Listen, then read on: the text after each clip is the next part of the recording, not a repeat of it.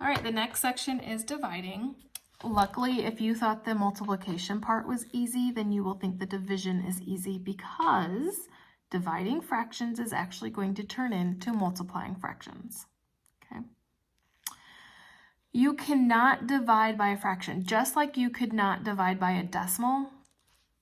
If you remember when we were dividing decimals, and let's say we had 0.42 going into that, and we had to move the decimal over twice to make this a whole number. Okay, same thing with fractions. You cannot divide by a fraction. So you need to fix it or change it so it does work. Now, changing it into a whole number would get complicated. So what they suggest is they came up with a system where it's called, they do keep, change, flip.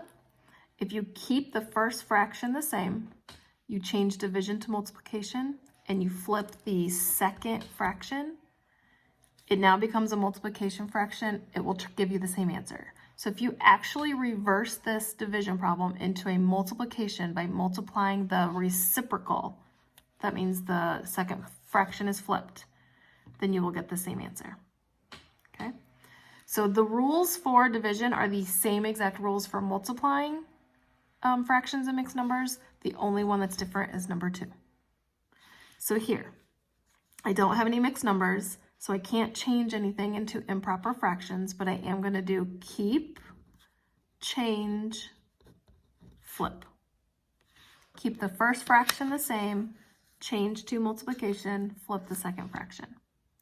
Now, can I reduce 3/5? No. Can I reduce 12/16? Yes. 4 can go into both of them. So 4 goes into 12/3, and 4 goes into 16/4. Multiply straight across. 3 times 3 is 9. 4 times 5 is 20. It cannot be reduced. It's not improper, so that one is done. Now, when you have a fraction over another fraction that's still division, that's your division bar. This is called a complex fraction, but you're still doing the same concept. So we're still going to take 1/14. We're going to change it to multiplication, and we're going to flip the second fraction, which is 7/1. We cannot reduce 1/1, but we can reduce 7/14. They can both be divided by 7. So 7 goes into 7 once, and 7 goes into 14 twice. Multiply straight across. 1 times 1 is 1.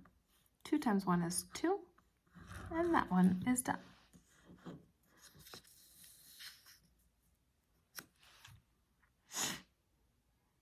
Okay, next one. Now I have mixed numbers, so now I have to change them into improper fractions first. So 5 times 4 is 20 plus 1 is 21/4. It's still division. We have not done any flipping yet. 3 times 2 is 6 plus 1 is 7.